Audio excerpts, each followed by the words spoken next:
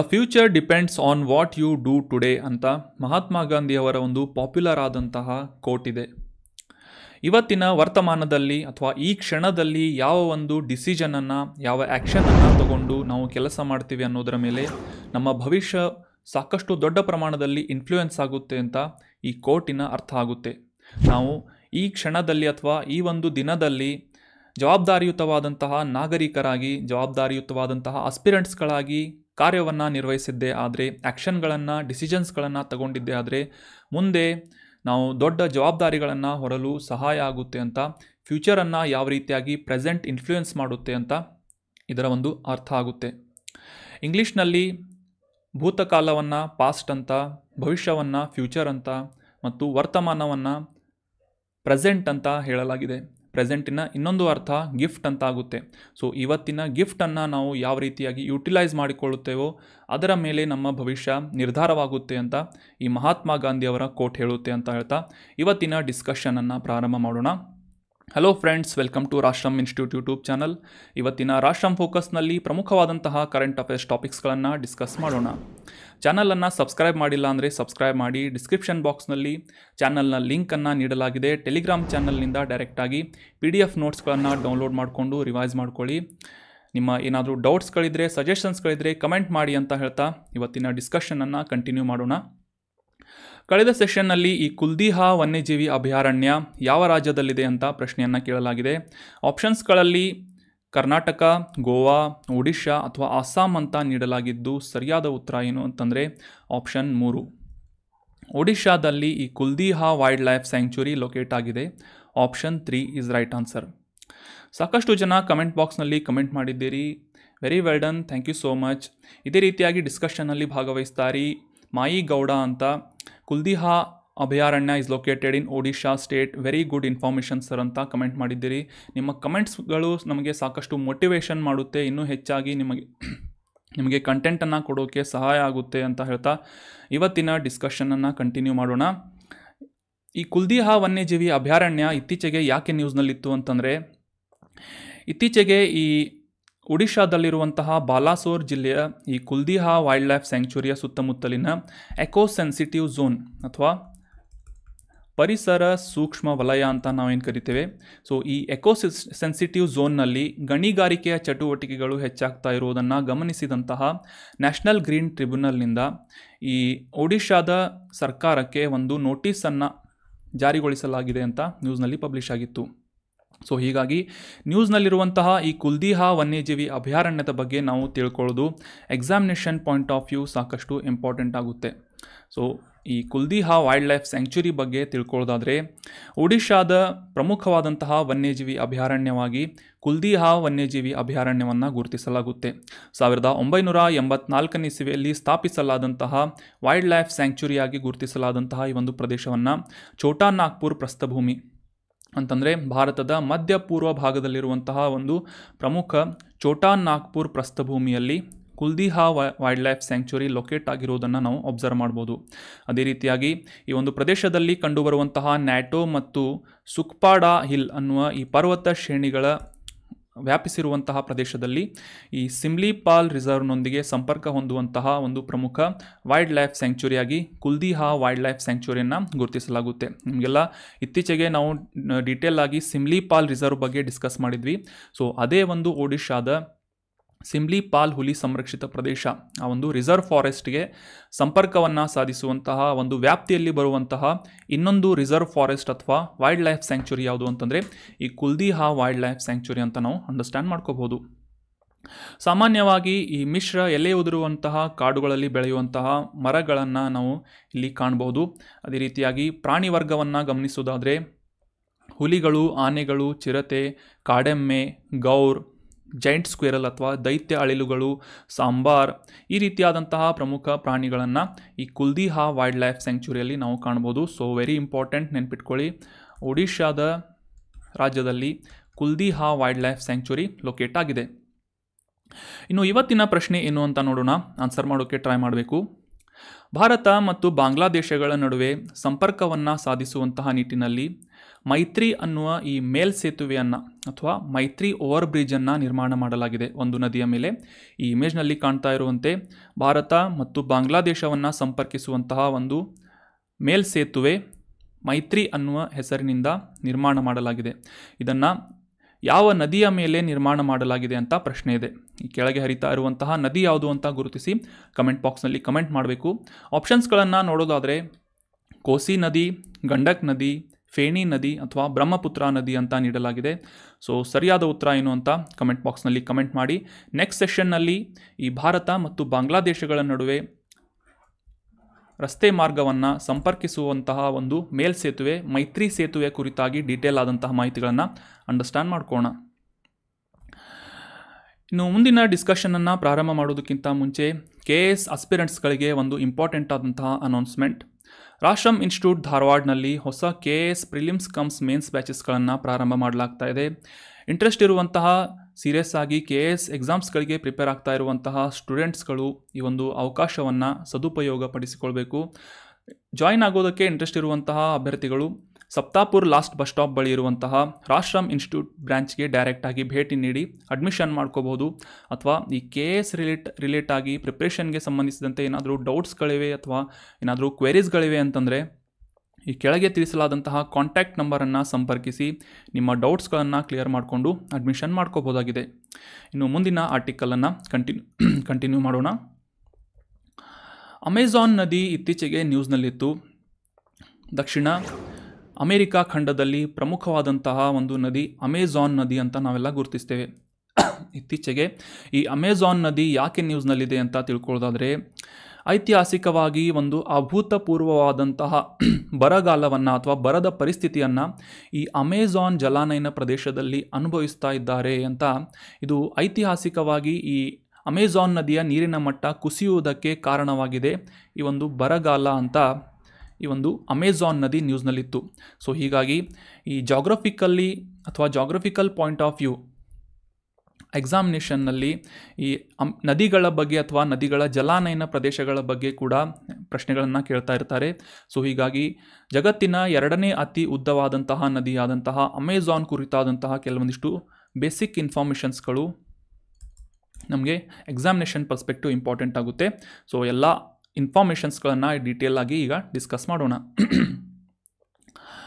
ನೀರಿನ ಪರಿಮಾಣವನ್ನು ಮತ್ತು ಅಗಲವನ್ನು ಕನ್ಸಿಡರ್ ಮಾಡಿದರೆ ಅಮೆಜಾನ್ ನದಿ ಜಗತ್ತಿನಲ್ಲೇ ಅತಿ ದೊಡ್ಡ ನದಿ ಅಂತ ಗುರುತಿಸಿಕೊಳ್ಳುತ್ತೆ.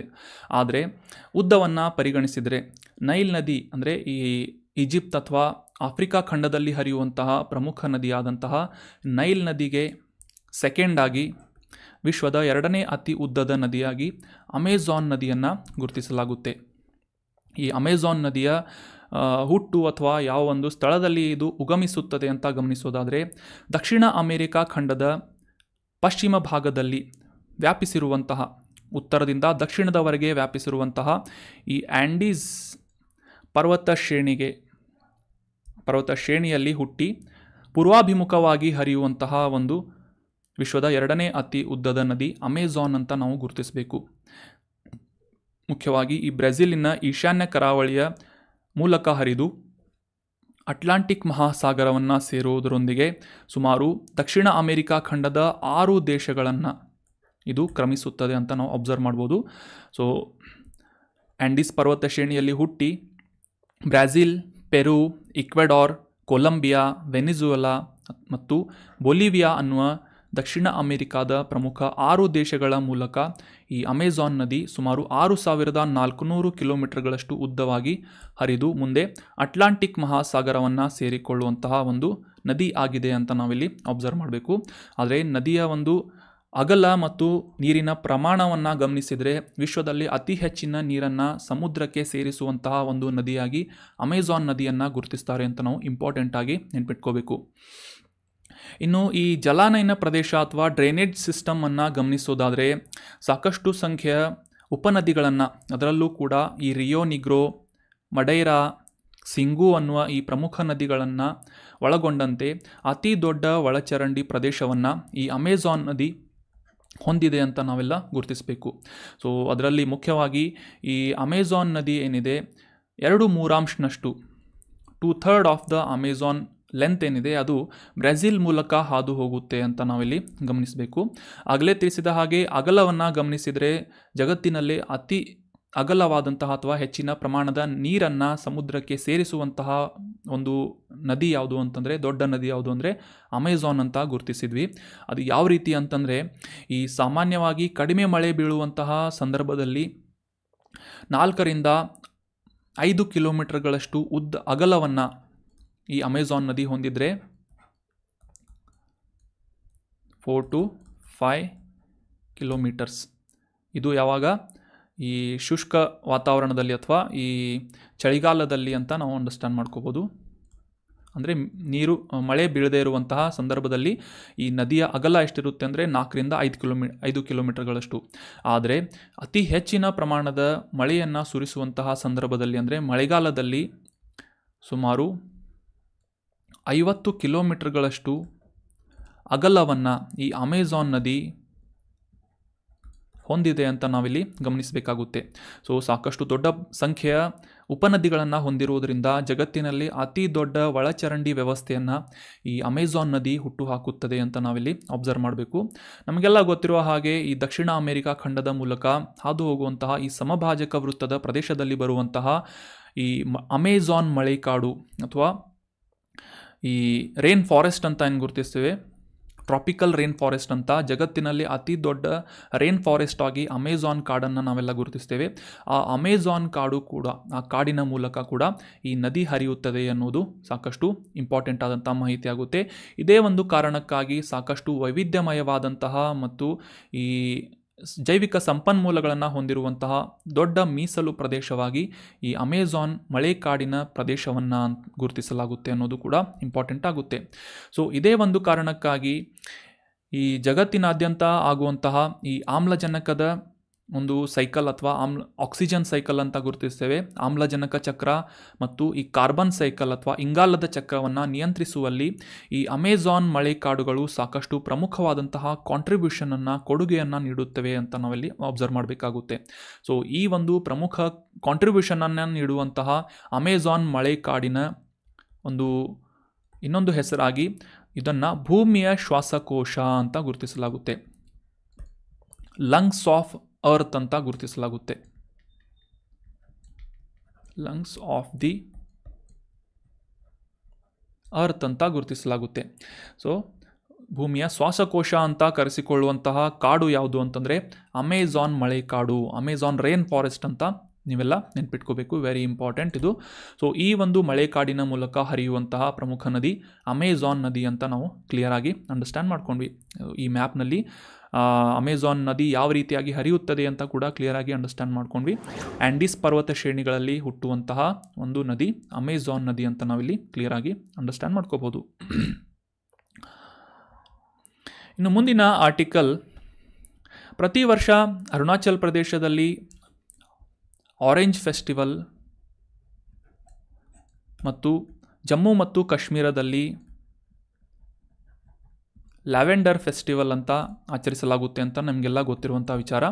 ಅದೇ ರೀತಿಯಾಗಿ ಈ ನಾಗಾಲ್ಯಾಂಡ್ನಲ್ಲೂ ಕೂಡ ವಿಶೇಷವಾಗಿ ಬೆಳೆಯುವಂತಹ ಈ ನಾಗಾ ಕಿಂಗ್ ಚಿಲ್ಲಿ ಅಥವಾ ನಾಗಾ ರಾಜ ಮೆಣಸಿನಕಾಯಿಯನ್ನು ಬೆಳೆಯುವಂತಹ ಒಂದು ಸೀಸನ್ನಲ್ಲಿ ನಾಗಾ ಕಿಂಗ್ ಫೆಸ್ಟಿವಲನ್ನು ಆಚರಿಸಲಾಗುತ್ತೆ ಅನ್ನೋದು ಕೂಡ ಒಂದು ಎಕ್ಸಾಮಿನೇಷನ್ ಪರ್ಸ್ಪೆಕ್ಟಿವ್ ಇಂಪಾರ್ಟೆಂಟ್ ಆಗುತ್ತೆ. ಯಾಕಂತಂದರೆ ಇತ್ತೀಚೆಗೆ ಈ ಒಂದು ನಾಗಾ ಕಿಂಗ್ ಫೆಸ್ಟಿವಲನ್ನು ಪ್ರಾರಂಭ ಮಾಡಿದ್ದು, ಇದರ 3ನೇ ಆವೃತ್ತಿಯನ್ನು ಇತ್ತೀಚೆಗೆ ನಾಗಾಲ್ಯಾಂಡ್ನ ಸೆಯಾಹಾಮ ಅನ್ನುವ ಗ್ರಾಮದಲ್ಲಿ ಆಚರಣೆ ಮಾಡಲಾಯಿತು ಅಂತ ನ್ಯೂಸ್ನಲ್ಲಿ ಪಬ್ಲಿಷ್ ಆಗಿತ್ತು. ಸೊ ನೆನ್ಪಿಟ್ಕೊಳ್ಳಿ, ನಾಗಾಲ್ಯಾಂಡ್ನಲ್ಲಿ ಬೆಳೆಯುವಂತಹ ಈ ನಾಗಾ ಚಿಲ್ಲಿ ಮೆಣಸಿನಕಾಯಿ ಅಥವಾ ನಾಗಾ ಕಿಂಗ್ ಚಿಲ್ಲಿ, ಈ ಒಂದು ಮೆಣಸಿನಕಾಯಿಯ ಬೆಳವಣಿಗೆಗೆ ಪ್ರೋತ್ಸಾಹವನ್ನು ನೀಡುವಂತಹ ಉದ್ದೇಶದಿಂದ ಈ ನಾಗಾ ಕಿಂಗ್ ಫೆಸ್ಟಿವಲನ್ನು ಆಚರಿಸಲಾಗುತ್ತೆ ಅಂತ ನಾವು ಇಲ್ಲಿ ಕ್ಲಿಯರ್ ಆಗಿ ಅಂಡರ್ಸ್ಟ್ಯಾಂಡ್ ಮಾಡ್ಕೋಬೋದು. ನಾಗಾ ಕಿಂಗ್ ಚಿಲ್ಲಿ ಫೆಸ್ಟಿವಲ್ ಅಂತ ಇಲ್ಲಿ ಅಂಡರ್ಸ್ಟ್ಯಾಂಡ್ ಮಾಡ್ಕೋಬೇಕು. ಸೊ ನೋಟ್ ಮಾಡಿ ಇಟ್ಕೊಳ್ಳಿ. ಅದೇ ರೀತಿಯಾಗಿ ನಾಗಾಲ್ಯಾಂಡ್ನಲ್ಲಿ ಇನ್ನೊಂದು ಹಬ್ಬವನ್ನು ಅಥವಾ ಒಂದು ಆಚರಣೆಯನ್ನು ಕೂಡ ನಡೆಸಲಾಗುತ್ತೆ. ಅದು ಯಾವುದು ಅಂತ ಕಮೆಂಟ್ ಬಾಕ್ಸ್ನಲ್ಲಿ ಕಮೆಂಟ್ ಮಾಡಬೇಕು. ಸಾಕಷ್ಟು ಪಾಪ್ಯುಲರ್ ಆದಂತಹ ಒಂದು ಫೆಸ್ಟಿವಲ್ ಅದು. ಸೊ ನಾಗಾಲ್ಯಾಂಡ್ನಲ್ಲಿ ಆಚರಿಸ್ತಾರೆ, ಅದು ಯಾವುದು ಅಂತ ಗುರುತಿಸಿ ಕಮೆಂಟ್ ಮಾಡಿ. ನಾವು coming back to the topic, Naga king ಮೆಣಸಿನಕಾಯಿ ಫೆಸ್ಟಿವಲ್ ಕುರಿತಾಗಿ ಡೀಟೇಲ್ ಆಗಿ ಅಂಡರ್ಸ್ಟ್ಯಾಂಡ್ ಮಾಡ್ಕೊಳ್ಳೋದಾದರೆ, ಈ ನಾಗಾಲ್ಯಾಂಡ್ನಲ್ಲಿ ಬೆಳೆಯುವಂತಹ, ಈ ಇಮೇಜ್ನಲ್ಲಿ ಕಾಣ್ತಾ ಇರುವಂತಹ ವಿಶೇಷ ಪ್ರಜಾತಿಯ ಮೆಣಸಿನಕಾಯಿಗಳ ಪ್ರೋತ್ಸಾಹವನ್ನು ನೀಡುವಂಥ ಉದ್ದೇಶ ಈ ಒಂದು ಹಬ್ಬ ಹೊಂದಿದೆ ಅಂತ ನಾವಿಲ್ಲಿ ಅಬ್ಸರ್ವ್ ಮಾಡಬೇಕು.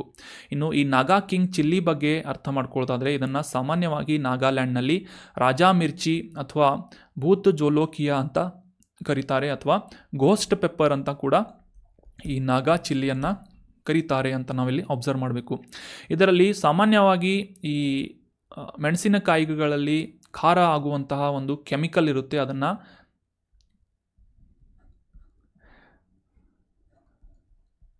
ಒಂದು ವಿಶೇಷವಾದಂಥ ಹೆಸರಿನಿಂದ ಕರೆಯಲಾಗುತ್ತೆ. ಅದು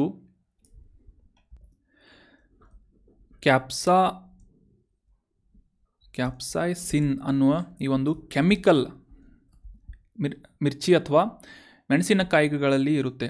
ಈ ಕ್ಯಾಪ್ಸಾಸಿನ್ನ ಪ್ರಮಾಣವನ್ನು ಅಳೆಯುವಂತಹ ಒಂದು ಯೂನಿಟ್ ಅಥವಾ ಒಂದು ಮಾನ ಯಾವುದು ಅಂತಂದರೆ ಸ್ಕೋವಿಲ್ಲೆ ಹೀಟ್ ಯೂನಿಟ್ ಅಂತ ಗುರುತಿಸ್ತಾರೆ. ಸ್ಕೋವಿಲ್ಲೆ ಶಾಖ ಘಟಕ ಅಂತ ಇದನ್ನು ಗುರುತಿಸ್ತಾರೆ. ಸೊ ಇದು ಈ ನಾಗಾ ಕಿಂಗ್ ಚಿಲ್ಲಿಯಲ್ಲಿ ಸುಮಾರು 1 ಮಿಲಿಯನ್ನಷ್ಟು ಸ್ಕೋವಿಲ್ಲೆ ಹೀಟ್ ಯೂನಿಟ್ಸ್ಗಳನ್ನು ಹೊಂದಿದೆ. ಅತ್ಯಂತ ತೀವ್ರವಾಗಿ ಶಾಖವನ್ನು ಹೊಂದಿರುವಂತಹ ಮತ್ತು ಕ್ಯಾಪ್ಸಾಸಿನ್ನ ಪ್ರಮಾಣವನ್ನು, ಅದರ ಕಾನ್ಸಂಟ್ರೇಷನನ್ನು ಹೆಚ್ಚಿನ ಪ್ರಮಾಣದಲ್ಲಿ ಹೊಂದಿರುವಂತಹ ಒಂದು ಮೆಣಸಿನಕಾಯಿ ನಾಗಾಲ್ಯಾಂಡ್ನಲ್ಲಿ ಬೆಳೆಯುವಂತಹ ನಾಗಾ ಕಿಂಗ್ ಚಿಲ್ಲಿ ಅಂತ ನಾವಿಲ್ಲಿ ಅಬ್ಸರ್ವ್ ಮಾಡಬೇಕಾಗುತ್ತೆ. ಸೊ ಹೀಗಾಗಿ ಇದನ್ನು, ಈ ಒಂದು ಬೆಳೆಯನ್ನು ಪ್ರೋತ್ಸಾಹ ನೀಡುವಂಥ ಉದ್ದೇಶದಿಂದ Naga king festival, king chilli ಫೆಸ್ಟಿವಲನ್ನು ನಾಗಾಲ್ಯಾಂಡ್ನಲ್ಲಿ ಆಯೋಜನೆ ಮಾಡಲಾಗುತ್ತೆ ಅಂತ ನಾವಿಲ್ಲಿ ಅಬ್ಸರ್ವ್ ಮಾಡಬೇಕಾಗುತ್ತೆ. 2008ನೇ ಇಸವಿಯಲ್ಲಿ ಈ ನಾಗಾ ಚಿಲ್ಲಿ ಅಥವಾ ನಾಗಾ ಕಿಂಗ್ ಚಿಲ್ಲಿಗೆ ಭೌಗೋಳಿಕ ಸೂಚಕ ಅಥವಾ ಜಾಗ್ರಫಿಕಲ್ ಇಂಡಿಕೇಶನ್ ಟ್ಯಾಗನ್ನು ನೀಡಲಾಗುತ್ತೆ. ಇದು ಈ ನಾಗಾ ಜನರ ಸಾಂಸ್ಕೃತಿಕ ಮತ್ತು ಆರ್ಥಿಕ ಪ್ರಾಮುಖ್ಯತೆಯನ್ನು ಹೊಂದಿರುವಂತಹ ಮೆಣಸಿನಕಾಯಿ ಆಗಿರೋದ್ರಿಂದ ಇದಕ್ಕೆ 2008ನೇ ಇಸವಿಯಲ್ಲಿ ಜಾಗ್ರಫಿಕಲ್ ಇಂಡಿಕೇಶನ್ ಟ್ಯಾಗನ್ನು ನೀಡಲಾಗುತ್ತೆ. ಇನ್ನು ಇದನ್ನು ಬೆಳೆಯುವಂತಹ ಸೀಸನ್ನನ್ನು ಗಮನಿಸೋದಾದರೆ, ಈ ಸಿಯಾಮಾದಲ್ಲಿ ಸಾಂಪ್ರದಾಯಿಕವಾಗಿ ಈ ನಾಗಾ ಕಿಂಗ್ ಚಿಲ್ಲಿಯನ್ನು ಡಿಸೆಂಬರ್ ಅಥವಾ ಜನವರಿಯಲ್ಲಿ ಪ್ಲಾಟ್ಗಳನ್ನು ಆಯ್ಕೆ ಮಾಡಿ ಬೆಳೆಯಲು ಪ್ರಾರಂಭಿಸಿದರೆ, ಮುಂದೆ ಆಗಸ್ಟ್ ಅಥವಾ ಸೆಪ್ಟೆಂಬರ್ಗಳಲ್ಲಿ ಇದನ್ನು ಕೊಯ್ಲು ಮಾಡಲಾಗುತ್ತೆ ಅಂತ ನಾವಿಲ್ಲಿ ಅಬ್ಸರ್ವ್ ಮಾಡಬೇಕು. ಡಿಸೆಂಬರ್ ಅಂದರೆ ಜನವರಿ, ಫೆಬ್ರವರಿ, ಮಾರ್ಚ್, ಏಪ್ರಿಲ್, ಮೇ, ಜೂನ್, ಜುಲೈ, ಆಗಸ್ಟ್, ಸುಮಾರು 8-9 ತಿಂಗಳಲ್ಲಿ ಬೆಳೆಯುವಂತಹ ಒಂದು ಮೆಣಸಿನಕಾಯಿಯ ತಳಿ ಯಾವುದು ಅಂತಂದರೆ ನಾಗಾ ಕಿಂಗ್ ಚಿಲ್ಲಿ ಅಂತ ನಾವಿಲ್ಲಿ ಅಬ್ಸರ್ವ್ ಮಾಡಬೇಕು. ಸಾಮಾನ್ಯವಾಗಿ ಈ ನಾಗಾಲ್ಯಾಂಡಿನ ಈ ಬಿಸಿ ವಾತಾವರಣದಲ್ಲಿ ಆಹಾರ ಸಂರಕ್ಷಣೆ ಮಾಡುವಂತಹ ನಿಟ್ಟಿನಲ್ಲಿ ಅಥವಾ ಈ ಒಂದು ಫುಡ್ ಪ್ರಾಡಕ್ಟ್ಸ್ಗಳ ಶೆಲ್ಫ್ ಲೈಫನ್ನು ಇನ್ಕ್ರೀಸ್ ಮಾಡುವಂತಹ ಉದ್ದೇಶದಿಂದ ಈ ಮೆಣಸಿನಕಾಯಿಯನ್ನು ಬಳಸಲಾಗುತ್ತೆ ಅಂತ ನಾವಿಲ್ಲಿ ಅಬ್ಸರ್ವ್ ಮಾಡಬೇಕು. ಅಂದರೆ ಆಹಾರ ಪದಾರ್ಥಗಳ ಶೆಲ್ಫ್ ಲೈಫ್ ಅಥವಾ ಆ ಒಂದು ಆಹಾರ ಪದಾರ್ಥಗಳ ಸಂರಕ್ಷಣೆಯನ್ನು ಮಾಡುವಂತಹ ಒಂದು ಉದ್ದೇಶದಿಂದ ಈ ಮೆಣಸಿನಕಾಯಿಗಳನ್ನು ಬಳಸಲಾಗುತ್ತೆ ಅಂತ ನಾವಿಲ್ಲಿ ಅಬ್ಸರ್ವ್ ಮಾಡಬೇಕು. ಸೊ ಈ ಒಂದು ಮೆಣಸಿನಕಾಯಿ ಹೆಸರನ್ನು ನಾಗಾ ಕಿಂಗ್ ಚಿಲ್ಲಿ ಅಂತ ಗುರುತಿಸಲಾಗುತ್ತೆ. ಇದನ್ನು ಪ್ರೋತ್ಸಾಹಿಸುವಂತಹ ನಿಟ್ಟಿನಲ್ಲಿ ಇತ್ತೀಚೆಗೆ 3ನೇ ಆವೃತ್ತಿಯ ನಾಗಾ ಕಿಂಗ್ ಚಿಲ್ಲಿ ಫೆಸ್ಟಿವಲನ್ನು ನಾಗಾಲ್ಯಾಂಡ್ನಲ್ಲಿ ಆಯೋಜನೆ ಮಾಡಲಾಯಿತು ಅಂತ ನಾವಿಲ್ಲಿ ಅಬ್ಸರ್ವ್ ಮಾಡಬೇಕು. ನಾಗಾಲ್ಯಾಂಡ್ ಬಗ್ಗೆ ಡಿಸ್ಕಸ್ ಮಾಡ್ತಾ ಇರೋದ್ರಿಂದ ಇದರ ಮ್ಯಾಪಿಂಗ್ ರಿಲೇಟ್ ಆದಂಥ ಮಾಹಿತಿಗಳನ್ನು ಕೂಡ ಎಕ್ಸಾಮಿನೇಷನ್ ಪರ್ಸ್ಪೆಕ್ಟಿವ್ ಇಂಪಾರ್ಟೆಂಟ್ ಆಗಿ ನಾವು ಅಂಡರ್ಸ್ಟ್ಯಾಂಡ್ ಮಾಡ್ಕೊಳ್ಳೋದು ಇಂಪಾರ್ಟೆಂಟ್ ಆಗುತ್ತೆ. ಸೊ ನಾಗಾಲ್ಯಾಂಡಿನ ಮ್ಯಾಪನ್ನು ಇಲ್ಲಿ ಕರೆಕ್ಟಾಗಿ ಅಬ್ಸರ್ವ್ ಮಾಡ್ಬೋದು. ಭಾರತದ ಈಶಾನ್ಯ ಭಾಗದಲ್ಲಿರುವಂತಹ ರಾಜ್ಯಗಳಲ್ಲಿ ಮಯನ್ಮಾರ್ನೊಂದಿಗೆ ಗಡಿಯನ್ನು ಹಂಚಿಕೊಳ್ಳುವಂತಹ ಒಂದು ಪ್ರಮುಖ ರಾಜ್ಯ ನಾಗಾಲ್ಯಾಂಡ್ ಆಗಿ ನಾವಿಲ್ಲಿ ಅಬ್ಸರ್ವ್ ಮಾಡ್ಬೋದು. ಸೊ ಇದರ ರಾಜಧಾನಿ ಕೊಹಿಮಾ ಅಂತ ಕೂಡ ನಾವಿಲ್ಲಿ ಅಬ್ಸರ್ವ್ ಮಾಡ್ಬೋದು.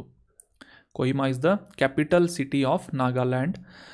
ಇನ್ನು ಇದರ ಉತ್ತರ ಭಾಗದಲ್ಲಿ ಅರುಣಾಚಲ್ ಪ್ರದೇಶ್, ಪಶ್ಚಿಮದಲ್ಲಿ ಅಸ್ಸಾಂ, ದಕ್ಷಿಣದಲ್ಲಿ ಇಂಫಾಲ್ ಮತ್ತು ಪೂರ್ವದಲ್ಲಿ ಮ್ಯಾನ್ಮಾರ್ ರಾಷ್ಟ್ರದೊಂದಿಗೆ ಅಂತಾರಾಷ್ಟ್ರೀಯ ಗಡಿಯನ್ನು ಹಂಚಿಕೊಳ್ಳುವಂತಹ ಒಂದು ಭಾರತದ ಈಶಾನ್ಯ ಭಾಗದಲ್ಲಿರುವಂತಹ ರಾಜ್ಯ ನಾಗಾಲ್ಯಾಂಡ್ ಅಂತ ನಾವಿಲ್ಲಿ ಇಂಪಾರ್ಟೆಂಟಾಗಿ ನೋಟ್ ಮಾಡಿ ಇಟ್ಕೋಬಹುದು.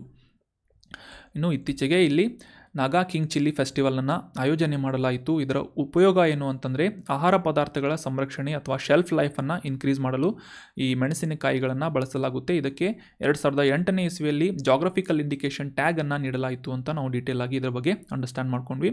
ಸೊ ಅದೇ ರೀತಿಯಾಗಿ ನಾಗಾಲ್ಯಾಂಡ್ನಲ್ಲಿ ಇನ್ನೊಂದು ಫೆಸ್ಟಿವಲನ್ನು ಫೇಮಸ್ ಆಗಿ ಆಯೋಜನೆ ಮಾಡ್ತಾರೆ. ನಿಮಗೆಲ್ಲ ಗೊತ್ತಿದೆ ಅಂತ ಅನ್ಕೋತೀನಿ. ಕಮೆಂಟ್ ಬಾಕ್ಸ್ನಲ್ಲಿ ಕಮೆಂಟ್ ಮಾಡಿ. ಇನ್ನು ಮುಂದಿನ ಆರ್ಟಿಕಲ್ NPS ವಾತ್ಸಲ್ಯ ಅನ್ನುವ ಸೆಂಟ್ರಲ್ ಗೌರ್ಮೆಂಟ್ ಸ್ಕೀಮ್ ಬಗ್ಗೆ ಈ ಒಂದು ಆರ್ಟಿಕಲ್ನಲ್ಲಿ ಕ್ಲಿಯರ್ ಆಗಿ ಅಂಡರ್ಸ್ಟ್ಯಾಂಡ್ ಮಾಡ್ಕೊಳ್ಳೋಣ. ಕಾಂಟೆಕ್ಸ್ಟನ್ನು ಮೊದಲಿಗೆ ಅರ್ಥ ಮಾಡ್ಕೊಳ್ಳೋದಾದರೆ, ರಾಷ್ಟ್ರೀಯ ಪಿಂಚಣಿ ಯೋಜನೆ ಅಥವಾ ನ್ಯಾಷನಲ್ ಪೆನ್ಷನ್ ಸ್ಕೀಮ್ನ ವಿಸ್ತರಣೆಯ ಭಾಗವಾಗಿ ಈ ಮಕ್ಕಳ ಒಂದು ಭವಿಷ್ಯವನ್ನು ಕಂಟ್ರೋಲ್ ಮಾಡುವಂತಹ ನಿಟ್ಟಿನಲ್ಲಿ ಅಥವಾ ಸುಧಾರಿಸುವಂತಹ ಒಂದು ಉದ್ದೇಶದಿಂದ ಕೇಂದ್ರೀಕರಿಸಿ NPS ವಾತ್ಸಲ್ಯ ಅನ್ನುವ ಸ್ಕೀಮನ್ನು ಇತ್ತೀಚೆಗೆ ಕೇಂದ್ರ ಹಣಕಾಸು ಸಚಿವರಿಂದ ಲಾಂಚ್ ಮಾಡಲಾಯಿತು ಅಂತ ನ್ಯೂಸ್ನಲ್ಲಿ ಪಬ್ಲಿಷ್ ಆಗಿದೆ.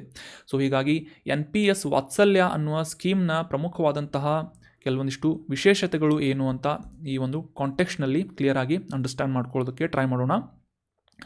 ದೇಶದಾದ್ಯಂತ ಇರುವಂತಹ 18 ವರ್ಷದ ಒಳಗಿನ ಅಪ್ರಾಪ್ತ ವಯಸ್ಕರಿಗೆ ಅಥವಾ ಮಕ್ಕಳಿಗೆ, ಭಾರತೀಯ ನಾಗರಿಕರಾಗಿರುವಂತಹ ಈ ಮಕ್ಕಳಿಗೆ KYC ಅಥವಾ ನವ್ ಯುವರ್ ಕಸ್ಟಮರ್ ಪಾಲಿಸಿಯನ್ನು ಕಂಟ್ರೋಲ್ ಮಾಡುವುದರ ಮೂಲಕ ಅಥವಾ ಅದನ್ನು ರೆಕಾರ್ಡ್ ಮಾಡುವುದರ ಮೂಲಕ ಈ NPS ವಾತ್ಸಲ್ಯ ಸ್ಕೀಮ್ಗೆ ಎಲ್ಲ ಭಾರತದ ನಾಗರಿಕ ಮಕ್ಕಳನ್ನು ಅರ್ಹರನ್ನಾಗಿ ಮಾಡಲಾಗಿದೆ. ಸೊ ಅದೇ ರೀತಿಯಾಗಿ ಈ ಅಪ್ರಾಪ್ತ ವಯಸ್ಸಿನ ಮಕ್ಕಳ ಹೆಸರಿನ ಮೇಲೆ ಖಾತೆಯನ್ನು ತೆರೆದರೂ ಕೂಡ ಆ ಖಾತೆಯನ್ನು ಮೇಂಟೈನ್ ಮಾಡುವಂತಹ ನಿಟ್ಟಿನಲ್ಲಿ ಅಥವಾ ನಿರ್ವಹಣೆ ಮಾಡುವಂತಹ ನಿಟ್ಟಿನಲ್ಲಿ ಪೋಷಕರಿಗೆ ಜವಾಬ್ದಾರಿಯನ್ನು ಒದಗಿಸಲಾಗಿರುತ್ತೆ. ಗಾರ್ಡಿಯನ್ ಅಥವಾ ಪೇರೆಂಟ್ಸ್ಗಳಿಗೆ ಆ ಒಂದು NPS ವಾತ್ಸಲ್ಯ ಸ್ಕೀಮ್ನ ಅಡಿಯಲ್ಲಿ ಮಕ್ಕಳ ಹೆಸರಿನ ಮೇಲೆ ತೆರೆಯಲಾದಂತಹ ಖಾತೆಯನ್ನು ಮ್ಯಾನೇಜ್ ಮಾಡುವಂತಹ ಒಂದು ಅಧಿಕಾರ ಇರುತ್ತೆ. 18 ವರ್ಷದ ಒಳಗಿನ ಮಕ್ಕಳು ಅಥವಾ ಅಪ್ರಾಪ್ತ ವಯಸ್ಕರಿಗೆ ಮಾತ್ರ ಈ NPS ವಾತ್ಸಲ್ಯ ಸ್ಕೀಮನ್ನು ಅದರ ಪ್ರಯೋಜನವನ್ನು ಪಡೆದುಕೊಳ್ಳೋಕೆ ಅವಕಾಶವನ್ನು ನೀಡಲಾಗಿದೆ ಅಂತ ನಾವಿಲ್ಲಿ ಅಬ್ಸರ್ವ್ ಮಾಡಬೇಕು. ಇನ್ನು 18 ವರ್ಷಕ್ಕಿಂತ ಕಡಿಮೆ ವಯಸ್ಸಿನ ಮಕ್ಕಳ ಹೆಸರಿನ ಮೇಲೆ NPS ವಾತ್ಸಲ್ಯ ಯೋಜನೆಯ ಫಲಾನುಭವಿಗಳಾಗಿ ಆ ಒಂದು ಸ್ಕೀಮ್ನ ಅಡಿಯಲ್ಲಿ ಪ್ರಯೋಜನಗಳನ್ನು ಪಡಿಬೇಕು ಅಂತಂದರೆ ಅಪ್ರಾಪ್ತ ವಯಸ್ಸಿನ ಮಕ್ಕಳ ಪೇರೆಂಟ್ಸ್ಗಳು ಅಥವಾ ಪೋಷಕರು ಏನು ಮಾಡಬೇಕು ಅಂತಂದರೆ ಆ ಮಗುವಿನ ಹೆಸರಿನ ಮೇಲೆ ದೇಶದಾದ್ಯಂತ ಇರುವಂತಹ ಪ್ರಮುಖ ವಾಣಿಜ್ಯ ಬ್ಯಾಂಕ್ಗಳಾಗಿರ್ಬೋದು, ಇಂಡಿಯಾ ಪೋಸ್ಟ್ ಆಗಿರ್ಬೋದು, ಅಥವಾ ಈ ಫ್ಯೂಚರ್ ಫಂಡ್ಸ್ ಅಥವಾ ಪಿಂಚಣಿ ನಿಧಿಗಳಾಗಿರಬಹುದು, PFRDA ಮೂಲಕ ನಿಯಂತ್ರಣ ಆಗುವಂತಹ ಎಲ್ಲ ಪ್ರಮುಖ ಆನ್ಲೈನ್ ಪ್ಲ್ಯಾಟ್ಫಾರ್ಮ್ಗಳ ಮೂಲಕ ಕೂಡ ಈ ವಾತ್ಸಲ್ಯ ಯೋಜನೆಯ ಅಡಿಯಲ್ಲಿ ರಿಜಿಸ್ಟ್ರೇಷನ್ ಮಾಡಿಸಿಕೊಳ್ಳುವಂತಹ ಅವಕಾಶವನ್ನು ನೀಡಲಾಗಿದೆ. ಸೊ ನೆನ್ಪಿಟ್ಕೊಳ್ಳಿ, NPS ವಾತ್ಸಲ್ಯ ಯೋಜನೆಯನ್ನು ಅನುಷ್ಠಾನಗೊಳಿಸ್ತಾ ಇರುವಂತಹ ಇಂಪ್ಲಿಮೆಂಟಿಂಗ್ ಅಥವಾ ಅದರ ಒಂದು ನಿಯಂತ್ರಣ ಮಾಡ್ತಾ ಇರುವಂತಹ ಸಂಸ್ಥೆ ಯಾವುದು ಅಂತಂದರೆ PFRDA ಅಂತ ನಾವಿಲ್ಲಿ ಅಬ್ಸರ್ವ್ ಮಾಡಬೇಕು. ಇದರ ಫುಲ್ ಫಾರ್ಮ್ ನಿಮಗೆಲ್ಲ ಗೊತ್ತಿದೆ ಅಂತ ಅನ್ಕೋತೀನಿ. Pension funds regulatory and development authority of India ಅಂತ ಇದರ ಫುಲ್ ಫಾರ್ಮ್ ಆಗುತ್ತೆ. ಈ ಇನ್ಸ್ಟಿಟ್ಯೂಷನ್ಸ್ ಬಗ್ಗೆ ಕೂಡ ನಾವು ಡೀಟೇಲ್ ಆಗಿ ನೆಕ್ಸ್ಟ್ ಸ್ಲೈಡ್ನಲ್ಲಿ ಅಂಡರ್ಸ್ಟ್ಯಾಂಡ್ ಮಾಡ್ಕೋಣ. ಅದಕ್ಕಿಂತ ಮುಂಚೆ ಈ NPS ವಾತ್ಸಲ್ಯ ಸ್ಕೀಮನ್ನು ಕಂಪ್ಲೀಟ್ ಮಾಡೋದಾದರೆ ಮಿನಿಮಮ್ 1,000 ರೂಪಾಯಿಯಿಂದ ಹಿಡಿದು ಅನ್ಲಿಮಿಟೆಡ್ ಅಮೌಂಟನ್ನು ಈ ಮಕ್ಕಳ ಖಾತೆಯಲ್ಲಿ ಇನ್ವೆಸ್ಟ್ ಮಾಡುವಂತಹ ಅವಕಾಶವನ್ನು ಕೇಂದ್ರ ಸರ್ಕಾರದಿಂದ ಈ NPS ವಾತ್ಸಲ್ಯ ಸ್ಕೀಮ್ನ ಅಡಿಯಲ್ಲಿ ಮಾಡಲಾಗಿದೆ. ಅದೇ ರೀತಿಯಾಗಿ ಈ ಇನ್ವೆಸ್ಟ್ಮೆಂಟ್ ಯಾವ ರೀತಿಯಾಗಿ ಅಲಾಟ್ ಆಗುತ್ತೆ ಅಂತಂದರೆ, ಸಾಮಾನ್ಯವಾಗಿ ಈ ಗೌರ್ಮೆಂಟ್ ಸೆಕ್ಯುರಿಟೀಸ್ಗಳಾಗಿರ್ಬೋದು, ಅಂದರೆ ಸರ್ಕಾರಿ ಭದ್ರತೆಗಳಾಗಿರ್ಬೋದು, ಕಾರ್ಪೊರೇಟ್ ಡೆಟ್ಸ್ ಆಗಿರಬಹುದು, ಅಥವಾ ಈ ಶೇರ್ ಮಾರ್ಕೆಟ್ನಲ್ಲಿ ಇಕ್ವಿಟೀಸ್ ಆಗಿರಬಹುದು. ಸೊ ಈ ರೀತಿಯಾಗಿ ಹೂಡಿಕೆಗಳನ್ನು ಮಾಡುವುದರ ಮೂಲಕ NPS ವಾತ್ಸಲ್ಯ ಸ್ಕೀಮ್ನ ಅಡಿಯಲ್ಲಿ ಈ ಮಕ್ಕಳ ಹೆಸರಿನ ಮೇಲೆ ಖಾತೆಯನ್ನು ತೆರೆದು ಈ ಎಲ್ಲ ಇನ್ಸ್ಟಿಟ್ಯೂಷನ್ಸ್ಗಳಲ್ಲಿ ಖಾತೆಯನ್ನು ಓಪನ್ ಮಾಡಿ ಇನ್ವೆಸ್ಟ್ಮೆಂಟ್ ಮಾಡುವಂತಹ ಅವಕಾಶವನ್ನು ಪೇರೆಂಟ್ಸ್ಗಳಿಗೆ ಅಥವಾ ಪೋಷಕರಿಗೆ ನೀಡಲಾಗಿದೆ ಅಂತ ನಾವಿಲ್ಲಿ ಅಬ್ಸರ್ವ್ ಮಾಡಬೇಕು. ಅದಾದ ನಂತರ ಆ ಮಕ್ಕಳು ಪ್ರೌಢಾವಸ್ಥೆಯನ್ನು ತಲುಪಿದ ನಂತರ ಆ ಖಾತೆಗಳನ್ನು ಆಟೋಮೆಟಿಕ್ಕಾಗಿ ಸರ್ಟಿಫೈ ಮಾಡುವುದರ ಮೂಲಕ NPS ಖಾತೆಗಳಾಗಿ, ಅಂದರೆ ನ್ಯಾಷನಲ್ ಪೆನ್ಷನ್ ಸ್ಕೀಮ್ನ ಖಾತೆಗಳಾಗಿ ಪರಿವರ್ತನೆ ಮಾಡುವಂತಹ ಅವಕಾಶವನ್ನು ಕೂಡ ಈ NPS ವಾತ್ಸಲ್ಯ ಸ್ಕೀಮ್ ಹೊಂದಿದೆ ಅಂತ ನಾವೆಲ್ಲ ಅಬ್ಸರ್ವ್ ಮಾಡಬೇಕು. ಸೊ ನಮಗೆಲ್ಲ ಗೊತ್ತಿರುವ ಹಾಗೆ ದೇಶದಾದ್ಯಂತ ಕೆಲಸ ಮಾಡ್ತಾ ಇರುವಂತಹ ಪ್ರಮುಖ ಸಂಸ್ಥೆಗಳಲ್ಲಿ ಕಾರ್ಯನಿರ್ವಹಿಸ್ತಾ ಇರುವಂತಹ ಈ ಸರ್ಕಾರಿ ಸಿಬ್ಬಂದಿಗಳಾಗಿರ್ಬೋದು ಅಥವಾ ಪ್ರೈವೇಟ್ ಆರ್ಗನೈಸೇಷನ್ನಲ್ಲಿ ಕಾರ್ಯನಿರ್ವಹಿಸುವಂತಹ ಈ ಎಂಪ್ಲಾಯೀಸ್ಗಳಾಗಿರ್ಬೋದು, ಅವರಿಗೆ ನೀಡಲಾಗುವಂತಹ ಈ ನ್ಯಾಷನಲ್ ಪೆನ್ಷನ್ ಸ್ಕೀಮ್ನ ಅಡಿಯಲ್ಲಿ ನೀಡಲಾಗುವಂತಹ ಪ್ರಯೋಜನಗಳನ್ನು ಮಕ್ಕಳು ಪ್ರೌಢಾವಸ್ಥೆಯನ್ನು ಹೊಂದಿದ ಮೇಲೆ ಈ ಒಂದು ಸರ್ಟಿಫಿಕೇಷನ್ ಮಾಡುವುದರ ಮೂಲಕ ಆ ಇನ್ವೆಸ್ಟ್ಮೆಂಟನ್ನು ಕನ್ವರ್ಟ್ ಮಾಡಿ NPS ಸ್ಕೀಮ್ನ ಅಡಿಯಲ್ಲಿ ಆ ಒಂದು ಅಕೌಂಟಿಗೆ ಟ್ರಾನ್ಸ್ಫರ್ ಮಾಡಲಾಗುತ್ತೆ ಅಂತ ಇದನ್ನು ಇಂಪಾರ್ಟೆಂಟಾಗಿ ಈ ಒಂದು ಸ್ಕೀಮ್ನ ಅಡಿಯಲ್ಲಿ ನಾವೆಲ್ಲ ಅಬ್ಸರ್ವ್ ಮಾಡಬೇಕು. ಇನ್ನು ಆ ಇನ್ವೆಸ್ಟ್ಮೆಂಟ್ ಮಾಡಿದಂತಹ ಹಣವನ್ನು ಯಾವ ಸಂದರ್ಭದಲ್ಲಿ ವಿಡ್ರಾ ಮಾಡ್ಕೋಬೋದು ಅಂತ ತಿಳ್ಕೊಳ್ಳೋದಾದರೆ, ಇನ್ವೆಸ್ಟ್ಮೆಂಟ್ ಮಾಡಿ ಕನಿಷ್ಠ ಪಕ್ಷ 3 ವರ್ಷಗಳಾದ ನಂತರ ಅದನ್ನು ಪಾರ್ಷಿಯಲ್ ಆಗಿ ಅಥವಾ 25% ಆ ಇನ್ವೆಸ್ಟ್ಮೆಂಟ್ ಮಾಡಿದಂಥ ಹಣವನ್ನು ಹಿಂಪಡೆದುಕೊಳ್ಳುವಂತಹ ಅಥವಾ ವಿಡ್ರಾ ಮಾಡುವಂತಹ ಅವಕಾಶವನ್ನು ನೀಡಲಾಗಿದೆ. ಮತ್ತು ಆ ಮಗುವಿಗೆ 18 ವರ್ಷ ಕಂಪ್ಲೀಟ್ ಆದ ನಂತರ ಸುಮಾರು 2.5 ಲಕ್ಷದವರೆಗೆ ಆ ಹಣವನ್ನು ವಿಡ್ರಾ ಮಾಡುವಂತಹ ಅವಕಾಶ ಅಥವಾ ವರ್ಷಾಶನವಾಗಿ 20% ಹಣವನ್ನು ಹಿಂತೆಗೆದುಕೊಳ್ಳುವಂತಹ ಒಂದು ಅವಕಾಶವನ್ನು NPS ವಾತ್ಸಲ್ಯ ಯೋಜನೆಯ ಅಡಿಯಲ್ಲಿ ನೀಡಲಾಗಿದೆ.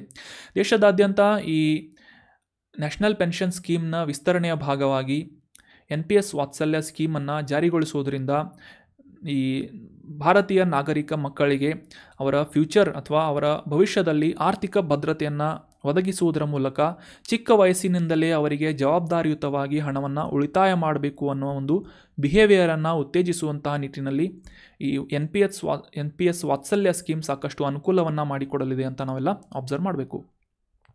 So that was about detailed information of national pension scheme. ಅದರ ಅಡಿಯಲ್ಲಿ ವಾತ್ಸಲ್ಯ ಅನ್ನುವ ಈ ಒಂದು ಹೊಸ ಮಕ್ಕಳ ಭವಿಷ್ಯ ನಿಧಿಯನ್ನು ಅಥವಾ ಮಕ್ಕಳ ಒಂದು ಇನ್ಶೂರೆನ್ಸ್ ಅಥವಾ ವಿಮೆಯ ಒಂದು ಭಾಗವಾಗಿ ಈ ಒಂದು ವಾತ್ಸಲ್ಯ ಸ್ಕೀಮನ್ನು ಲಾಂಚ್ ಮಾಡಲಾಗಿದೆ. ಇದರಿಂದ ಫೈನಾನ್ಷಿಯಲ್ ಸೆಕ್ಯುರಿಟಿಯನ್ನು ಪ್ರಮೋಟ್ ಮಾಡುವುದಷ್ಟೇ ಅಲ್ಲದೆ ಒಂದು ರೆಸ್ಪಾನ್ಸಿಬಲ್ ಇನ್ವೆಸ್ಟ್ಮೆಂಟ್ ಅಥವಾ ರೆಸ್ಪಾನ್ಸಿಬಲ್ ಸೇವಿಂಗ್ಸನ್ನು ಮಾಡುವಂತಹ ನಿಟ್ಟಿನಲ್ಲಿ ಈ ವಾತ್ಸಲ್ಯ ಸ್ಕೀಮ್ ಸಾಕಷ್ಟು ಅನುಕೂಲವನ್ನು ಮಾಡಿಕೊಡಲಿದೆ ಮತ್ತು ಇದನ್ನು ಇಂಪ್ಲಿಮೆಂಟ್ ಮಾಡ್ತಾ ಇರುವಂತಹ ಸಂಸ್ಥೆ pension funds regulatory and development authority ಅಂತ ನಾವು ಅಂಡರ್ಸ್ಟ್ಯಾಂಡ್ ಮಾಡ್ಕೊಂಡ್ವಿ. ಇನ್ನು ಈ ಸಂಸ್ಥೆಯ ಬಗ್ಗೆ ಕೂಡ ಎಕ್ಸಾಮಿನೇಷನ್ ಪಾಯಿಂಟ್ ಆಫ್ ವ್ಯೂ ನಾವು ಅಂಡರ್ಸ್ಟ್ಯಾಂಡ್ ಮಾಡ್ಕೊಳ್ಳೋದು ಇಂಪಾರ್ಟೆಂಟ್ ಆಗೋದ್ರಿಂದ ಇದರ ಬಗ್ಗೆ ಕೂಡ ತಿಳ್ಕೋಣ. 2003ನೇ ಇಸವಿಯಲ್ಲಿ ಆಗಸ್ಟ್ 23ನೇ ತಾರೀಕಿನಂದು ದೇಶದಾದ್ಯಂತ ಈ ಪೆನ್ಷನ್ ಫಂಡನ್ನು ಅಥವಾ ಪಿಂಚಣಿ ನಿಧಿಗಳನ್ನು ರೆಗ್ಯುಲೇಟ್ ಮಾಡುವಂತಹ ಅಥವಾ ನಿಯಂತ್ರಣ ಮಾಡುವಂತಹ ಮತ್ತು ಅದಕ್ಕೆ ಸಂಬಂಧಿಸಿದಂತಹ ವ್ಯವಸ್ಥೆಯನ್ನು ಅಭಿವೃದ್ಧಿಗೊಳಿಸುವಂತಹ ಒಂದು ಪ್ರಾಧಿಕಾರವಾಗಿ ಈ ಪೆನ್ಷನ್ ಫಂಡ್ ರೆಗ್ಯುಲೇಟರಿ ಡೆವಲಪ್ಮೆಂಟ್ ಅಥಾರಿಟಿಯನ್ನು ಕೇಂದ್ರ ಹಣಕಾಸು ಸಚಿವಾಲಯದ ಅಡಿಯಲ್ಲಿ ಕಾರ್ಯನಿರ್ವಹಿಸುವಂತೆ ಕೇಂದ್ರ ಸರ್ಕಾರದಿಂದ ಪ್ರಾರಂಭಿಸಲಾಗುತ್ತದೆ 2003ನೇ ಇಸವಿಯಲ್ಲಿ. ಇದರ ಮುಖ್ಯ ಕಚೇರಿ ನಮ್ಮ ಭಾರತದ ರಾಜಧಾನಿಯಾದಂತಹ ನವದೆಹಲಿಯಲ್ಲಿದ್ದು ಸದ್ಯದ ಇದರ ಮುಖ್ಯಸ್ಥರು ಅಥವಾ ಚೇರ್ಮನ್ ಯಾರಿದ್ದಾರೆಂದರೆ ದೀಪಕ್ ಮೊಹಂತಿ ಅವರು ಈ PFRDA ಈ ಒಂದು ಸಂಸ್ಥೆಯ ಚೇರ್ಮನ್ ಆಗಿ ಸದ್ಯಕ್ಕೆ ಕಾರ್ಯವನ್ನು ನಿರ್ವಹಿಸ್ತಾ ಇದ್ದಾರೆ ಅಂತ ನಾವಿಲ್ಲಿ ಅಬ್ಸರ್ವ್ ಮಾಡಬೇಕು. So that was all about today's articles friends. ಈಗ ಡಿಸ್ಕಸ್ ಮಾಡಲಾದಂಥ ಆರ್ಟಿಕಲ್ಸ್ಗಳಿಗೆ ರೆಲೆವೆಂಟ್ ಆಗುವಂತಹ ಕೆಲವೊಂದಿಷ್ಟು examination point of view important ಆಗುವಂತಹ ಪ್ರಶ್ನೆಗಳನ್ನು ರ್ಯಾಪಿಡ್ ರಿವಿಷನ್ ಸೆಷನ್ನಲ್ಲಿ ಡಿಸ್ಕಸ್ ಮಾಡೋಣ. ಮೊದಲನೇ ರಿವಿಷನ್ ಪ್ರಶ್ನೆ ಏನು ಅಂತಂದರೆ, ಅಮೆಜಾನ್ ನದಿ ತನ್ನ ಪ್ರಯಾಣವನ್ನು ಯಾವ ಒಂದು ಭಾಗದಿಂದ ಪ್ರಾರಂಭಿಸುತ್ತದೆ, ಅಂದರೆ ಯಾವ ಸ್ಥಳದಲ್ಲಿ ಅಮೆಜಾನ್ ನದಿ ಉಗಮಿಸುತ್ತದೆ ಅಂತ ಪ್ರಶ್ನೆ ಇದೆ. Option A Atlantic Mahasagara, option B Andes ಪರ್ವತ ಶ್ರೇಣಿ, ಆಪ್ಷನ್ ಸಿ ಬ್ರೆಜಿಲಿಯನ್ ಹೈಲ್ಯಾಂಡ್ಸ್ ಅಥವಾ ಆಪ್ಷನ್ ಡಿ ಗಯಾನಾ ಶೀಲ್ಡ್ ಅಂತ ಇದೆ. ಸೊ ಸರಿಯಾದ ಉತ್ತರ ಏನು ಅಂತಂದರೆ ಆಪ್ಷನ್ ಬಿ ಆಂಡೀಸ್ ಪರ್ವತ ಶ್ರೇಣಿಯಲ್ಲಿ ಈ ದಕ್ಷಿಣ ಅಮೇರಿಕಾ ಖಂಡದ ಪಶ್ಚಿಮ ಭಾಗದಲ್ಲಿರುವಂತಹ ಆಂಡೀಸ್ ಮೌಂಟನ್ ರೇಂಜ್ ಅಥವಾ ಆಂಡೀಸ್ ಪರ್ವತ ಶ್ರೇಣಿಯಲ್ಲಿ ಹುಟ್ಟಿ ಪೂರ್ವಾಭಿಮುಖವಾಗಿ ಹರಿದು ಅಟ್ಲಾಂಟಿಕ್ ಮಹಾಸಾಗರ ಅಟ್ಲಾಂಟಿಕ್ ಓಷಿನನ್ನು ಸೇರುವಂತಹ ಒಂದು ಜಗತ್ತಿನ 2ನೇ ಅತಿ ಉದ್ದದ ನದಿ ಯಾವುದು ಅಂತಂದರೆ ಅಮೆಜಾನ್ ಅಂತ ನಾವಿಲ್ಲಿ ಅಬ್ಸರ್ವ್ ಮಾಡ್ಬೋದು. ಸೊ ಆಂಡೀಸ್ ಪರ್ವತ ಶ್ರೇಣಿ ಈಸ್ ರೈಟ್ ಆನ್ಸರ್. ಸುಮಾರು 6400 ಕಿಲೋಮೀಟರ್ಗಳಷ್ಟು ಹರಿಯುವಂತಹ ಮತ್ತು ಜಗತ್ತಿನಲ್ಲೇ ಅತಿ ದೊಡ್ಡ ಡ್ರೈನೇಜ್ ಸಿಸ್ಟಮನ್ನು ಅಂದರೆ ಜಲಾನಯನ ಪ್ರದೇಶವನ್ನು ಹೊಂದಿರುವಂತಹ ನದಿ ಅಮೆಜಾನ್ ನದಿ ಆಗಿದೆ ಅಂತ ನಾವಿಲ್ಲಿ ಅಬ್ಸರ್ವ್ ಮಾಡಬೇಕು. ಆಂಡೀಸ್ ಪರ್ವತ ಶ್ರೇಣಿಯಿಂದ ಹುಟ್ಟಿ ಸುಮಾರು 6 ದೇಶಗಳ ಮೂಲಕ ದಕ್ಷಿಣ ಅಮೆರಿಕಾದ ಬ್ರೆಜಿಲ್, ಪೆರು, ಇಕ್ವೆಡಾರ್, ಕೊಲಂಬಿಯಾ, ವೆನಿಜುವೆಲಾ, ಬೊಲಿವಿಯಾ ಈ ರೀತಿಯಾದಂತಹ 6 ದೇಶಗಳ ಮೂಲಕ ಹರಿದು ಅಟ್ಲಾಂಟಿಕ್ ಮಹಾಸಾಗರವನ್ನು ಸೇರುವಂತಹ ನದಿ ಅಮೆಜಾನ್ ನದಿ ಅಂತ ನಾವಿಲ್ಲಿ ಕ್ಲಿಯರ್ ಆಗಿ ಅಂಡರ್ಸ್ಟ್ಯಾಂಡ್ ಮಾಡ್ಕೊಂಡ್ವಿ. ಮುಂದಿನ ರಿವಿಷನ್ ಪ್ರಶ್ನೆ, ಈ ನಾಗಾಲ್ಯಾಂಡ್ನಲ್ಲಿ ನಾಗಾ ಕಿಂಗ್ ಫೆಸ್ಟಿವಲ್ನನ್ನು ಆಚರಿಸಲಾಯಿತು ಅಂತ ನ್ಯೂಸ್ನಲ್ಲಿ ಓದಿದ್ವಿ. ಸೊ ಈ ನಾಗಾ ಕಿಂಗ್ ಮೆಣಸಿನಕಾಯಿಯ ಮುಖ್ಯ ಉಪಯೋಗಗಳು ಏನು ಅಂತ ಲಿಸ್ಟನ್ನು ನೀಡಲಾಗಿದೆ. ಸೊ ಇದರ ಉಪಯೋಗ ಏನು ಅಂತ ಗುರುತಿಸಿ. ಆಪ್ಷನ್ ಎ ಅಲಂಕಾರ, ಆಪ್ಷನ್ ಬಿ ಆಹಾರವನ್ನು ಸಂರಕ್ಷಿಸುವುದು, ಆಪ್ಷನ್ ಸಿ ಔಷಧ ತಯಾರಿಕೆಯಲ್ಲಿ ಅಥವಾ ಆಪ್ಷನ್ ಡಿ ಪಶು ಆಹಾರ ಅಂತ ಇದೆ. ಸರಿಯಾದ ಉತ್ತರ ಏನು ಅಂತಂದರೆ ಆಹಾರ ಪದಾರ್ಥಗಳನ್ನು ಶೀಘ್ರವಾಗಿ ಕೆಡದೇ ಇರುವಂತೆ ರಕ್ಷಿಸುವಂತಹ ಒಂದು ಉದ್ದೇಶದಿಂದ ನಾಗಾ ಕಿಂಗ್ ಚಿಲ್ಲಿಯನ್ನು ಬೆಳೆಯಲಾಗುತ್ತೆ ಅಥವಾ ಉಪಯೋಗಿಸಲಾಗುತ್ತೆ ಅನ್ನೋದು ಸರಿಯಾದಂಥ ಆನ್ಸರ್ ಆಗುತ್ತೆ. ನಾಗಾ ಕಿಂಗ್ ಫೆಸ್ಟಿವಲನ್ನು ಇದರ 3ನೇ ಆವೃತ್ತಿಯನ್ನು ಇತ್ತೀಚೆಗೆ ನಾಗಾಲ್ಯಾಂಡ್ನ ಸೆಯಾಹಮ ಅನ್ನುವ ಸ್ಥಳದಲ್ಲಿ ಆಯೋಜನೆ ಮಾಡಲಾಗಿತ್ತು. ಸಾಕಷ್ಟು ವಿಶೇಷವಾದಂತಹ ಗುಣಗಳಿರುವಂತಹ ನಾಗಾ ಕಿಂಗ್ ಮೆಣಸಿನಕಾಯಿಯನ್ನು ಸಾಮಾನ್ಯವಾಗಿ ಘೋಸ್ಟ್ ಪೆಪ್ಪರ್ ಅಂತ ಕೂಡ ಕರೀತಾರೆ ಅಥವಾ ರಾಜಾ ಮಿರ್ಚಿ ಅಂತ ಕೂಡ ಕರೀತಾರೆ. ಭೂತ್ ಜೋಲೋಕಿಯಾ ಅಂತಂದರೆ ಘೋಸ್ಟ್ ಪೆಪ್ಪರ್ ಅಂತ ಕೂಡ ಇದನ್ನು ಕರೀತಾರೆ ನಾಗಾಲ್ಯಾಂಡ್ನಲ್ಲಿ. ಸೊ ಇದು ಸಾಮಾನ್ಯವಾಗಿ 1 ಮಿಲಿಯನ್ ಸ್ಕೋವಿಲ್ಲೆ ಹೀಟ್ ಯೂನಿಟ್ಸ್ ಅಂತಂದರೆ ಈ ಕ್ಯಾಪ್ಸಾಸಿಯನ್ ಅಂತ ಏನು ಕರೆದ್ವಿ ಆ ಒಂದು ಕೆಮಿಕಲನ್ನು ಅತಿ ಹೆಚ್ಚಿನ ಪ್ರಮಾಣದಲ್ಲಿ ಹೊಂದಿರುವಂತಹ ಸುಮಾರು 1 ಮಿಲಿಯನ್ ಸ್ಕೋವಿಲ್ಲೆ ಯೂನಿಟ್ಸ್ಗಳಷ್ಟು ತೀವ್ರವಾದಂತಹ ಒಂದು ಕೆಮಿಕಲನ್ನು ಹೊಂದಿರುವಂತಹ ಮೆಣಸಿನಕಾಯಿ ನಾಗಾ ಕಿಂಗ್ ಚಿಲ್ಲಿ ಅಂತ ನಾವಿಲ್ಲಿ ಅಬ್ಸರ್ವ್ ಮಾಡಬೇಕು. ಸೊ ಇದರ ಮುಖ್ಯ ಉಪಯೋಗ ಏನು ಅಂತಂದರೆ ಆಹಾರ ಪದಾರ್ಥಗಳ ಶೆಲ್ಫ್ ಲೈಫನ್ನು ಇನ್ಕ್ರೀಸ್ ಮಾಡುವುದು. ಶೆಲ್ಫ್ ಲೈಫ್ ಅಥವಾ ಆಹಾರ ಪದಾರ್ಥಗಳು ಬೇಗ ಕೆಡದಂತೆ ನೋಡಿಕೊಳ್ಳುವಂಥ ಒಂದು ಉದ್ದೇಶದಿಂದ ಈ ಮೆಣಸಿನಕಾಯಿಯ ಉಪಯೋಗವನ್ನು ನಾವಿಲ್ಲಿ ಅಬ್ಸರ್ವ್ ಮಾಡಬಹುದಾಗಿದೆ.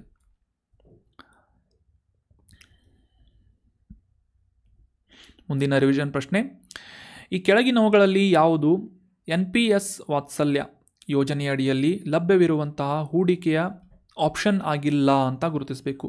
Which of the below is not an option two invest in NPS ವಾತ್ಸಲ್ಯ ಸ್ಕೀಮ್ ಅಂತ ಪ್ರಶ್ನೆ ಇದೆ. ಆಪ್ಷನ್ ಎ ಸರ್ಕಾರಿ ಭದ್ರತೆಗಳು ಅಥವಾ ಗೌರ್ಮೆಂಟ್ ಸೆಕ್ಯುರಿಟೀಸ್ಗಳು. ಆಪ್ಷನ್ ಬಿ ಕಾರ್ಪೊರೇಟ್ ಸಾಲ ಅಥವಾ ಕಾರ್ಪೊರೇಟ್ ಡೆಟ್ಸ್.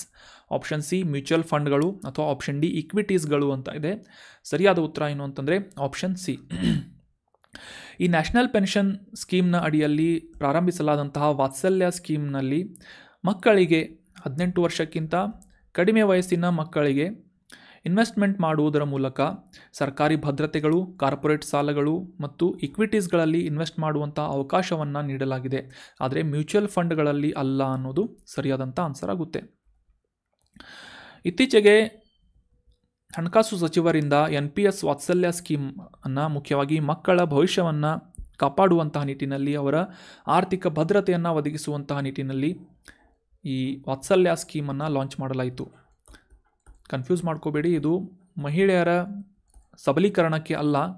ಸಾಮಾನ್ಯವಾಗಿ ಈ ರೀತಿಯಾಗಿ ವಾತ್ಸಲ್ಯ ಅಂತಂದರೆ ನೀವೆಲ್ಲ ಅನ್ಕೋಬಹುದು ಇದು ಮುಖ್ಯವಾಗಿ ಗರ್ಭಿಣಿ ಸ್ತ್ರೀಯರಿಗೆ ಏನಾದರೂ ಸಹಾಯ ಮಾಡುವುದಕ್ಕೆ ಒಂದು ಸೋಷಿಯಲ್ ಸ್ಕೀಮ್ ಅಥವಾ ಸರ್ಕಾರದ ಒಂದು ಯೋಜನೆ ಅಂತ ತಿಳ್ಕೊಬೋದು. ಆದರೆ ವಾತ್ಸಲ್ಯ ಸ್ಕೀಮ್ ಇದು ಮುಖ್ಯವಾಗಿ 18 ವರ್ಷಕ್ಕಿಂತ ಕಡಿಮೆ ವಯಸ್ಸಿನ ಭಾರತೀಯ ನಾಗರಿಕ ಮಕ್ಕಳಿಗೆ ಅವರ ಪೋಷಕರಿಂದ ಬ್ಯಾಂಕ್ಗಳಲ್ಲಿ, ಇಂಡಿಯಾ ಪೋಸ್ಟ್ಗಳಲ್ಲಿ ಮತ್ತು ಇನ್ನಿತರ ಪ್ರಮುಖ ಸಂಸ್ಥೆಗಳ ಮೂಲಕ ಅಕೌಂಟನ್ನು ಓಪನ್ ಮಾಡುವುದರ ಮೂಲಕ KYCಯನ್ನು ರೆಕಾರ್ಡ್ ಮಾಡುವುದರ ಮೂಲಕ NPS ವಾತ್ಸಲ್ಯ ಸ್ಕೀಮ್ನ ಅಡಿಯಲ್ಲಿ ಇನ್ವೆಸ್ಟ್ಮೆಂಟ್ಸ್ಗಳನ್ನು ಮಾಡುವಂಥ ಅವಕಾಶವನ್ನು ನೀಡಲಾಗ್ತಾ ಇದೆ. ಸುಮಾರು 1,000 ರೂಪಾಯಿಂದ ಗರಿಷ್ಠ ಮಿತಿ ಇಲ್ಲದೆಯೇ ಸರ್ಕಾರಿ ಭದ್ರತೆಗಳು, ಗೌರ್ಮೆಂಟ್ ಸೆಕ್ಯುರಿಟೀಸ್, ಕಾರ್ಪೊರೇಟ್ ಡೆಟ್ಸ್ಗಳು ಮತ್ತು ಇಕ್ವಿಟೀಸ್ಗಳಲ್ಲಿ ಬಹು ಹೂಡಿಕೆಯನ್ನು ಮಾಡುವಂಥ ಅವಕಾಶವನ್ನು ಕೂಡ NPS ವಾತ್ಸಲ್ಯ ಸ್ಕೀಮ್ ಮಾಡಿಕೊಡಲಿದೆ. 18 ವರ್ಷ ಅಥವಾ ಪ್ರೌಢಾವಸ್ಥೆಯನ್ನು ತಲುಪಿದ ನಂತರ ಅದೇ ಇನ್ವೆಸ್ಟ್ಮೆಂಟ್ಸ್ಗಳನ್ನು NPS ಖಾತೆಗಳಾಗಿ, ನ್ಯಾಷನಲ್ ಪೆನ್ಷನ್ ಸ್ಕೀಮ್ನ ಖಾತೆಗಳಾಗಿ ಪರಿವರ್ತಿಸುವಂಥ ಅವಕಾಶವನ್ನು ಕೂಡ ಇದರಲ್ಲಿ ನೀಡಲಾಗಿದೆ ಅಂತ ನಾವು ಇದರ ಬಗ್ಗೆ ಡೀಟೇಲ್ ಆಗಿ ಅಂಡರ್ಸ್ಟ್ಯಾಂಡ್ ಮಾಡ್ಕೊಂಡ್ವಿ. So that was all about today's discussion friends. ಡಿಸ್ಕಷನ್ನಲ್ಲಿ ಭಾಗವಹಿಸಿದಂಥ ಎಲ್ಲ ಸ್ಟೂಡೆಂಟ್ಸ್ಗಳಿಗೂ ಕೂಡ ಥ್ಯಾಂಕ್ ಯು ಸೋ ಮಚ್. ಇದೇ ರೀತಿಯಾಗಿ ಡಿಸ್ಕಷನಲ್ಲಿ ಭಾಗವಹಿಸಿ. ಏನಾದರೂ ಡೌಟ್ಸ್ಗಳಿದ್ದರೆ, ಸಜೆಷನ್ಸ್ಗಳಿದ್ದರೆ ಕಮೆಂಟ್ ಬಾಕ್ಸ್ನಲ್ಲಿ ಕಮೆಂಟ್ ಮಾಡಿ. ಈಗ ಡಿಸ್ಕಸ್ ಮಾಡಿದಂಥ ನೋಟ್ಸ್ಗಳನ್ನು ಡೈರೆಕ್ಟಾಗಿ ರಾಷ್ಟ್ರಮ್ ಇನ್ಸ್ಟಿಟ್ಯೂಟ್ ಟೆಲಿಗ್ರಾಮ್ ಚಾನಲ್ ಮೂಲಕ ಡೌನ್ಲೋಡ್ ಮಾಡ್ಕೊಳ್ಳಿ. Again thank you so much and have a nice day.